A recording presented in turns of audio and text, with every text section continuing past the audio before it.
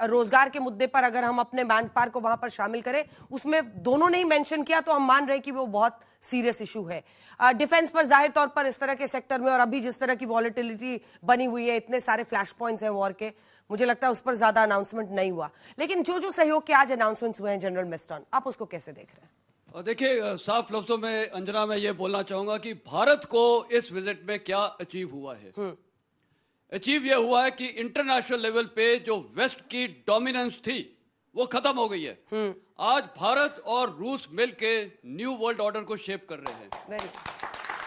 New world order shape करना मतलब, सुधांशु जी ने एक डेट बताई 1991, और मैं इनकी बात से टेक ऑफ करना चाहता हूं। 1991 के बाद जब सोवियत यूनियन डिसइंटीग्रेट हो गया था, उसके बाद कोल्ड वॉर खत्म हो गया था, लेकिन यूरोप यूनियन और अमेरिका अपना ईस्टवर्ड एक्सपेंशन नाटो का करता रहा। और आपको पता है रूस की जो स्ट्रेटेजिक डेप्थ है, चाहे सेंट्रल एशियन रिपब्लिक्स हो, चाहे बाल्टिक में हो, चाहे आपके कॉकस में हो, कम हो गई थी। उसके बावजूद नैरेटिव यह था कि रूस हमारे लिए थ्रेट है। लेकिन आज भारत ने और प्राइम मिनिस्टर ने बोला भी है टेररिज्म, और यहां पर कन्वर्जेंस है भारत और रूस के बीच में। और मैं 1991 जो इन्होंने डेट कोट की है, रूस को तोड़ा किसने? अमेरिका ने। लेकिन अमेरिका का क्या काम था? फंडिंग और स्टिंजर मिसाइल्स हथियार देने। लड़ने वाले कौन थे? वो पाकिस्तान सीमा के लोग, पाकिस्तानी थे, ट्रेंड थे, वो टेररिस्ट थे। और उसके बाद वही टेररिस्ट JNK में आए, और वही टेररिस्ट की आज बात ये प्राइम मिनिस्टर ने किया, और पुतिन ने भी ये बोला है कि हमारे इंटरव्यू में भी जब हमने ये सवाल पूछा तो उन्होंने बहुत कैटेगोरिकली बोला। और दोनों ऐसे देश है जो आतंकवाद झेले, और ऐसे में एक साझा वहां पर भी स्थिति बनती हुई दिख रही है। हर चीज जल्दी से आपके पास आते हुए कई लोग इसको इस तरह से भी देख रहे हैं, जैसा जनरल मिस्टर ने कहा कि एक नया कैलेंडर ऑफ वर्ल्ड ऑर्डर, क्या अब हम उसकी तरफ बढ़ रहे हैं? मल्टीपोलैरिटी, यानी एक दादागिरी नहीं चलाएगा, नहीं मानेगा, सब देश अपना देखेंगे, अपना तय करेंगे। अगर हमको रशिया से तेल खरीदना है, जितना खरीदना है उतना हम खरीदेंगे। अगर हमको प्रेडेटर ड्रोन्स लेने हम लेंगे अमेरिका से। हमको जो जो हथियार Su-57 की तरफ बढ़ना है, S-400 हम बढ़ेंगे रशिया के साथ। लेकिन क्या चाइना को लेकर भी ये एक बैलेंसिंग पार है? क्योंकि रशिया, जब मैं गई, अभी इंटरव्यू हमने किया, एक सेंस वहां पर अब ये है कि चीन का बाजार पूरे रूस पर बहुत हावी हो रहा है। उस हेजेमनी को भी बैलेंस करने के लिए, ये सवाल भी मैंने उनसे पूछा था, हालांकि उसको अलग दिशा में वो ले गए, लेकिन उस हेजेमनी को भी बैलेंस करने के लिए वो इंडिया आए हैं। SCO के लिए चाइना गए, फिर वो तुरंत इंडिया पहुंचे। अंजना जी, मुझे लगता है कि आपने वो सवाल पूछ लिया जो जिस तरफ मुझे लगता है कि अब जाना चाहिए। चाइनीज पूरी तरह से डोमिनेट कर रहे हैं। रशियन कंज्यूमर मार्केट 50% से ज़्यादा पैसेंजर कार, 80% से ज़्यादा स्मार्टफोन, टैबलेट, 50% से ज़्यादा होम अप्लायंसेज, यानी अगर आप उनके घर की, रशियंस के घर की कोई भी अलमारी खोलेंगे तो वहाँ चाइनीज प्रोडक्ट मिलेगा। भारत की जो मोबिलिटी वाली बात आप लोग कह रहे हैं, आप लोग सिर्फ स्किल्ड मैन पावर या वहाँ लेबर जाए काम करे उसकी बात कर रहे हैं, ये नहीं हो रहा है। भारत की जो अगली तैयारी है वो रशियन कंज्यूमर मार्केट पर हमारे एंटरप्रेन्योर को वहां पहुंचानी है। एक हमारी अभी जो विदेश मंत्रालय भी और वित्त मंत्रालय, कॉमर्स मिनिस्ट्री लगा हुआ है कि आप यहां आकर जो हमारा प्रोडक्शन है उसको लेकर जाइए, इंपोर्ट मार्केट। लेकिन एक और रास्ता उसमें निकलने का है कि हमारे इंपोर्ट मार्केट साथ, यानी हमारे लिहाज से वो एक्सपोर्ट होगा, उनका इंपोर्ट होगा, हम वहां पर प्रोडक्शन करते हुए भी जाएं। और ये इसलिए भी जरूरी है क्योंकि चाइना जिस तरह से डोमिनेट कर रहा है, अगर ये ट्रंप का टैरिफ थ्रेट वाला मसला सुलझ गया तो अमेरिकन कंपनियां भागेंगी उधर। इसके बीच का जो एक तरह से कहें कि हमारे लिए बहुत अच्छा है, जो कहते हैं ना कई बार भाग से छीका फूटने वाली बात है, तो ये जो टैरिफ थ्रेट वाला मसला है इसको आपको इस्तेमाल करना चाहिए। मैं आपकी इस बात से सहमत हूं कि मतलब जैसे अगर हम कहते हैं आपदा में अवसर, तो उधर से टैरिफ लगाया है, उधर रशिया सैंक्शंस झेल रहा है, एक वॉइड वहां पर बना हुआ है और एंटरप्रेन्योर्स के लिए। और पुतिन साहब ने $1.09 ट्रिलियन का कंज्यूमर मार्केट है रशिया का, 1.0, और उसका 50-60% बहुत बड़ा मौका है। जब इस पर मैंने उनसे सवाल भी किया तो व्लादिमीर पुतिन ने मुझे बताया कि मैं एक उन्होंने इंपोर्ट की बात की क्योंकि उनके लिए वो इंपोर्ट होगा। उन्होंने कहा मैं इंपोर्ट एक्सपो वहां पर लगा रहा हूं अपने साथ, और वो ये होगा कि मेरे जो यहां पर लोग हैं वो ये तय करेंगे कि हम भारत से क्या क्या इंपोर्ट कर सकते हैं। तो हमारे व्यापारियों के लिए एक बड़ा मौका है, ट्रेड डेफिसिट घटाने के लिए एक बड़ा मौका है। मिस्टर सचदेवा। Definitely yes. पहले क्विक पॉइंट, ये जो वर्ल्ड ऑर्डर पिछले 100 सालों का था, इस समय तितर बितर हो रहा है, क्रम्बल हो रहा है, एक तरह से क्रैक हुआ जा रहा है। इस समय जैसे सुधांशु जी कह रहे हैं, जनरल दयाल, सारे जनरल मिस्टर कह रहे हैं मेरा ये मानना है, इसको आप इमेजिन कीजिए, ये एक new world matrix under construction है। फ्यूचर की दुनिया जब आप लोग बड़े होंगे 5-6 साल में, उसका खाका ढांचा अभी बनाया जा रहा है। ऐसे में जो भी रिश्ते आ रहे हैं देशों के, भारत रशिया के, अब इस समिट पे आते हैं क्विकली। इस समिट को मैं ऐसे देखता हूं, डिफेंस को आप अलग रखिए, न्यूक्लियर को अलग रखिए। जैसे आप माउंटेन क्लाइंबिंग में जाते हैं ना, तो एक बेस कैंप होता है, तैयारियां करते हैं। भारत और रशिया मिलकर तैयारियां कर रहे हैं कि हम और एरियाज में ट्रेड में रशिया में इंपोर्ट कैसे बढ़े। फूड, हमारे फूड एक्सपोर्ट्स, तो FSSAI जो हमारी फूड स्टैंडर्ड्स हैं, वो रशिया में कैसे एक्सेप्टेबल हों। मेडिकल टेक्नोलॉजीज, AI, क्योंकि हमें इन रिश्तों को चौड़ा बढ़ाना है। केवल डिफेंस और ऑयल, और उसके लिए अलग से बाकायदा MOUs आज एक्सचेंज किए गए हैं, साइन किए गए हैं, समझौता बना है। तो कैसे, मतलब आप सोचिए कि क्या हम कल्पना कर सकते हैं कि न्यूक्लियर ऊर्जा का इस्तेमाल दवाइयों में हो, कृषि के क्षेत्र में हो, ये सब आज प्रपोज किया गया है। ये कैसे आगे बढ़ता है इस पर नजर रहेगी।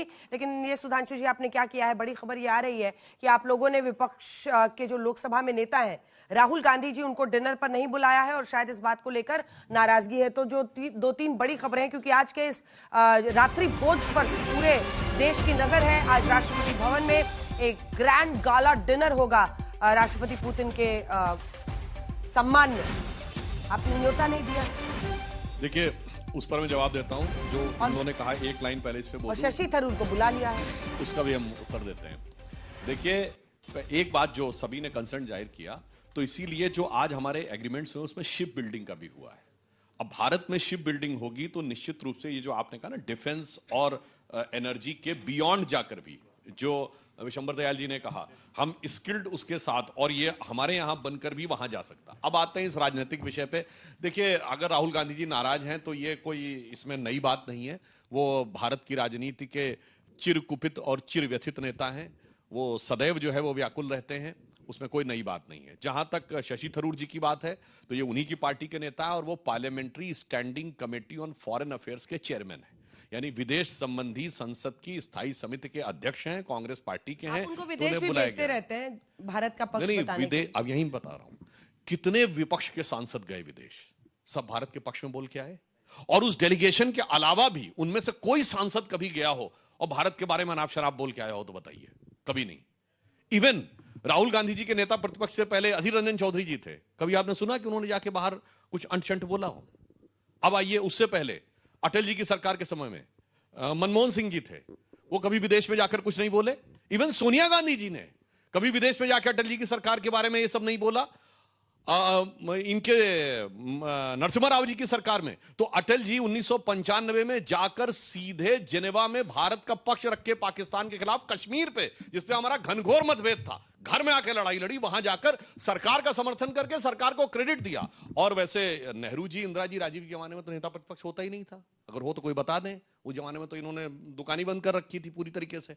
आज की बात मैं कहना चाहता हूं, जो प्रोटोकॉल की बात है, तो ये बताइए, प्रोटोकॉल 15 अगस्त को नहीं आना चाहिए था स्वतंत्रता दिवस पे? आप तो कहते हैं स्वतंत्रता हम ही ने दिलाई है।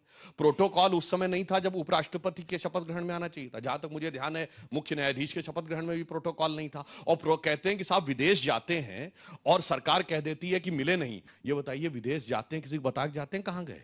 वो अचानक प्रकट होते हैं, फिर पता लगता है। जैसे उस दिन न्यूज आई थी, लंकावी में दिखाई पड़े राहुल गांधी। अरे भैया, जब कोई पता के जाएंगे तब तो सरकार कहेगी कि मिलिए या ना मिलिए।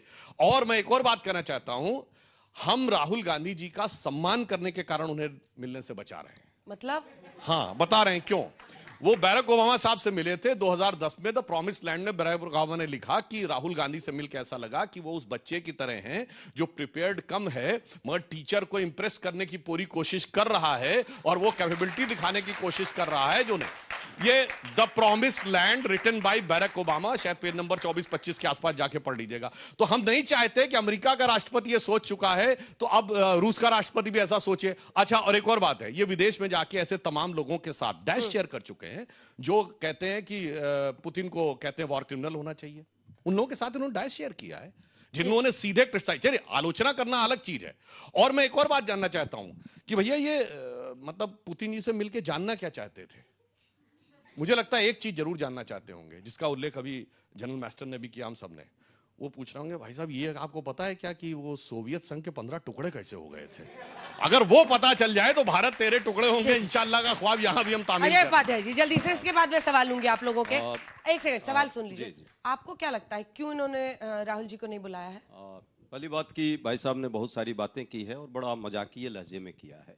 मुझे लगता है ये मजाक राहुल गांधी जी पर नहीं उड़ा रहे हैं। भारत के नेता प्रतिपक्ष एक संवैधानिक लोकतांत्रिक प्रक्रिया है, लोकतंत्र के नेता प्रतिपक्ष हैं। उन लोगों पर जिन लोगों ने इस देश में लगभग 64% लोगों ने इस सरकार को समर्थन नहीं करके विपक्ष को वोट दिया था, उन सब पर आप जो है उन सब का मजाक उड़ा रहे हैं जिन लोगों ने इस देश में चुनाव प्रक्रिया में भाग लिया। ठीक है, आपको राहुल जी से प्रॉब्लम हो सकती है, गांधी परिवार से हो सकती है, नेहरू जी से हो सकती है, उस इंदिरा जी से हो सकती है जो इंडिया रसा रिलेशन को इतना मजबूत किया।